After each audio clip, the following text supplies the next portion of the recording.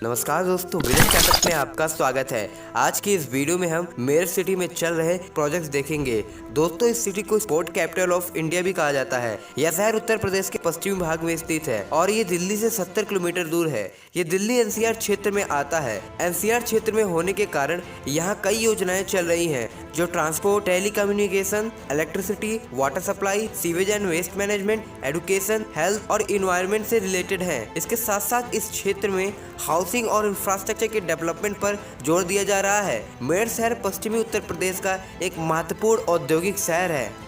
इस शहर में 23,471 से ज्यादा इंडस्ट्रियल यूनिट्स हैं, जिसमें दोस्तों 15,510 स्मॉल स्केल यूनिट्स हैं और 7,922 कॉटेज इंडस्ट्रीज हैं। मेरठ शहर का मुख्य उद्योग tyre, textile, transformer, sugar, distillery, chemical, engineering, paper, publishing और स्पोर्ट गुड्स मैन्युफैक्चर से संबंधित है। इस शहर में आईटी और आईटी इंडस्ट्री तेजी से विकसित हो रही हैं और ये अर्थव्यवस्था में तेजी से योगदान दे रही हैं। Uttar Pradesh state and industrial development corporation ने यहाँ पर 2 औद्योगिक क्षेत्र स्थापित किए हैं। इन औद्योगिक क्षेत्रों का नाम प्रतापपुर और उद्योगपुरम है। मेरठ शहर की 2020 तक की आबादी 16,96,000 है, जो कि 1.89% जनसंख्या वृद्धि से बढ़ रही है। आज की इस वीडियो में हम मेरठ सिटी के महत्वपूर्ण इंफ्रास्ट्रक्चर, इंडस्ट्रियल और आईटी से संबंधित प्रोजेक्ट देखेंगे। इस कड़ी में दोस्तों हम सबसे पहले मेरठ शहर में चल रहे इंफ्रास्ट्रक्चर प्रोजेक्ट देखेंगे और इंफ्रास्ट्रक्चर में हम रोडवेज प्रोजेक्ट देखेंगे। अगर दोस्तों रोडवेज प्रोजेक्ट की बात करें तो दोस्तों इस शहर में दिल्ली मेरठ एक्सप्रेसवे, जो कि 96 किलोमीटर लंबा है, जो 8 से 4 लेन का एक्सप्रेसवे होगा, दिल्ली को मेरठ से एक्सप्रेसवे के माध्यम से जोड़ेगा।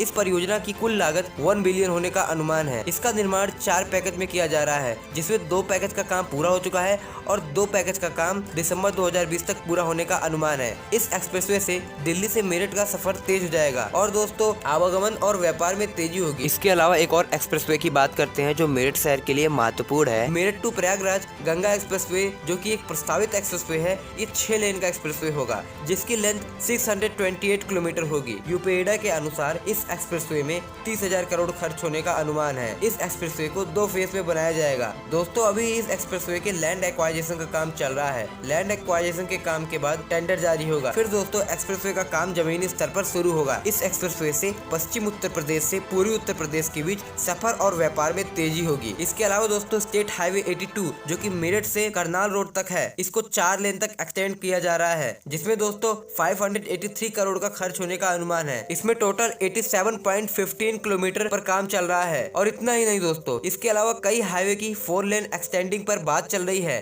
और इसके अलावा इंफ्रास्ट्रक्चर से संबंधित एक और महत्वपूर्ण प्रोजेक्ट की बात करते हैं, जिसका नाम Delhi Meerut regional rapid transit system है। इसके तहत दिल्ली, गाजियाबाद, मेरठ शहरों को 160 किलोमीटर प्रति घंटे की उत्तम रफ्तार से चलने वाली रेल से जोड़ा जाएगा। इस प्रोजेक्ट की टोटल लेंथ 82.50 किलोमीटर है। इस परियोजना में कुल 30,274 करोड़ खर्च होने का अनुमान है। Delhi Meerut regional rapid transit system में 16 स्टेशन का निर्माण होगा, जो कि सराय काले खां दिल्ली से मोदीपुरम मेरठ में खत्म होगा। इससे दिल्ली और मेरठ का सफर केवल 55 मिनट में यात्री पूरा कर पाएंगे। इस प्रोजेक्ट को 3 पैकेज में बांटा गया है और दोस्तों 2023 तक इसके सेकंड पैकेज का काम खत्म होने का अनुमान है, यानी ये 2023 तक ये रैपिड ट्रांजिट सिस्टम ऑपरेशनल हो जाएगा। दोस्तों इस प्रोजेक्ट की अपडेट की बात करें तो यह अभी अंडर कंस्ट्रक्शन प्रोसेस में है। फिलहाल पिलर्स के निर्माण का काम चल रहा है, लेकिन दोस्तों ड्यू टू कोरोना वायरस और India versus China Galwan valley dispute के कारण इस प्रोजेक्ट में कुछ समय देरी हो सकती है, क्योंकि इसमें Shanghai tunnel engineering company limited asterisk ने अंडरग्राउंड स्ट्रेच बनाने का टेंडर जीता था। भारत सरकार चीन का आर्थिक बहिष्कार करने पर विचार कर रही है। इसके तहत इस प्रोजेक्ट को भी नुकसान हो सकता है, परंतु दोस्तों जो अंडरग्राउंड स्ट्रेच का काम है सिर्फ उसी में टाइम लगेगा और बाकी काम बहुत ही तेजी से चल रहे हैं। लेकिन दोस्तों मैं आपको बता दूं, अगर दोस्तों भारत सरकार इस कंपनी का बहिष्कार करती है तो 14.12 किलोमीटर लंबी अंडरग्राउंड टनल की रीटेंडरिंग हो सकती है, जिसमें दोस्तों नई कंपनियां आएंगी। इससे दोस्तों थोड़ा समय लग सकता है उस काम पर, लेकिन दोस्तों इससे बहुत ज्यादा नुकसान नहीं होगा। आपकी क्या राय है इसके बारे में कमेंट करें। इसके अलावा मेरठ मेट्रो प्रोजेक्ट की बात करते हैं। दोस्तों ये rapid metro transit system 80 kilometre per hour की मैक्सिमम स्पीड से चलेगा और इसमें लगभग 4 कोच होंगे। मेरठ मेट्रो को Uttar Pradesh metro rail corporation operate करेगी। मेरठ मेट्रो के फेज 1 में 2 कॉरिडोर होंगे, जिनमें 29 स्टेशन होंगे। इस मेट्रो प्रोजेक्ट में कुल 6500 करोड़ खर्च होने का अनुमान है। ये सिस्टम कुल 35 किलोमीटर में फैलेगा। 2025 में फेज 1 के काम पूरे होने की उम्मीद है, यानी दोस्तों मेरठ शहर में मेट्रो 2025 तक ऑपरेशनल हो सकती है। इसके अपडेट की बात करें तो कुछ समय बाद ही इस प्रोजेक्ट पर काम शुरू हो सकता है। ये अंडर कंस्ट्रक्शन फेज में आ सकता है। चलिए दोस्तों बात करते हैं मेरठ स्मार्ट सिटी प्रोजेक्ट की। दोस्तों ये प्रोजेक्ट यूपी गवर्नमेंट का है, जिसके तहत म्युनिसिपल कॉर्पोरेशन के अंतर्गत 7 शहरों को चुना गया है। इसमें मेरठ भी शामिल है। इसके तहत इन शहरों को यूपी बजट में आने वाले 5 सालों तक 50 करोड़ मिलेगा, यानी कि लगभग 5 सालों में 250 करोड़। और दोस्तों इन पैसों की मदद से ये शहर अपने सड़क, बिजली, पानी, सफाई, सुरक्षा, परिवहन की सुविधाएं बेहतर करेंगे। दोस्तों स्टेट स्मार्ट सिटी मिशन के इम्प्लीमेंट के लिए मेरठ स्मार्ट सिटी नाम की कंपनी बनाई जाएगी। यह कंपनी इन प्रोजेक्ट्स का काम देखेगी। इन प्रोजेक्ट्स के तहत यहाँ पर जाम मुक्त ट्रैफिक सिस्टम का डेवलपमेंट होगा।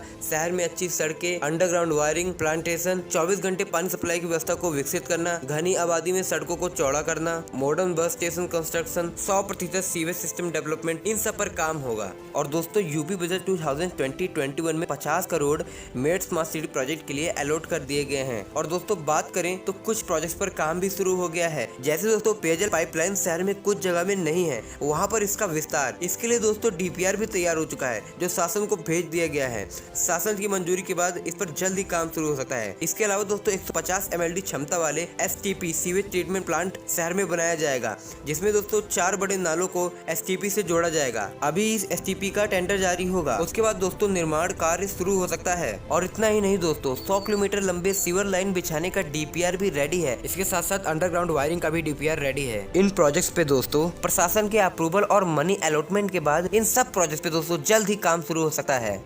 चलिए दोस्तों बात करते हैं electric bus project in Meerut की। तो दोस्तों यूपी गवर्नमेंट ने 700 इलेक्ट्रिक बस के प्रस्ताव को मंजूरी दी है, जो कि राज्य के 14 शहरों में चलाई जाएगी। इसमें दोस्तों मेरठ भी शामिल है। इसके तहत दोस्तों मेरठ में 50 इलेक्ट्रिक बस चलाई जाएगी और इसी के तहत यहाँ पर एक बिजली संयंत्र का निर्माण होगा, जहाँ पर दोस्तों चार्जिंग पॉइंट बनेगा, जिससे दोस्तों इलेक्ट्रिक बस चार्ज हो पाएंगी। परंतु दोस्तों ड्यू टू कोरोना वायरस इस प्रोजेक्ट में दोस्तों देरी हो गई है। अभी दोस्तों प्रशासन यहाँ भूमि की पहचान करेगा। भूमि की पहचान के बाद यहाँ चार्जिंग पॉइंट बनेगा, फिर दोस्तों यहाँ पर बसों का संचालन शुरू हो सकता है। चलिए दोस्तों बात करते हैं आईटी प्रोजेक्ट इन मेरठ की। दोस्तों मेरठ शहर में आईटी इंडस्ट्री का विकास हो रहा है। इसके विस्तार और विकास के नाते यहाँ एक आईटी पार्क का निर्माण हो रहा है। ये आईटी पार्क 26,000 स्क्वायर फीट में फैला है। इसका निर्माण कार्य लगभग पूरा हो चुका है। अब दोस्तों अनुमान लगाया जा रहा है कि लगभग 100 आईटी कंपनीज मेरठ आ सकती हैं। इससे दोस्तों मेरठ में आईटी के क्षेत्र में रोजगार उत्पन्न हो सकता है। और दोस्तों ये आईटी पार्क वेद व्यासपुरी में स्थित है। दोस्तों अन्य शहरों की तरह ये शहर भी शहरी समस्याएं झेल रहा है, लेकिन दोस्तों इस शहर में सांप्रदायिक तनाव भी अभी भी बरकरार है। यहाँ पर हिंदू और मुस्लिम संप्रदाय के बीच काफी ज्यादा सांप्रदायिक तनाव है। अब दोस्तों इसका क्या सुझाव है, आप ही कमेंट करें। तो अगर आप सुझाव भेजना चाहते हैं, कोई भी अपडेट भेजना चाहते हैं, तो आप हमारे फेसबुक पेज से जुड़ जाएं। लिंक उसका डिस्क्रिप्शन में मिल जाएगा। हर वीडियो की डिस्क्रिप्शन में मैंने दे रखा है, तो प्लीज आप हमारे फेसबुक पेज पे ज्वाइन हो जाएं और लाइक कर दें। दोस्तों इस वीडियो में इतना ही। अगर आपको वीडियो पसंद आए तो वीडियो को लाइक करें, चैनल को सब्सक्राइब करें। धन्यवाद आपका इस वीडियो को देखने के लिए।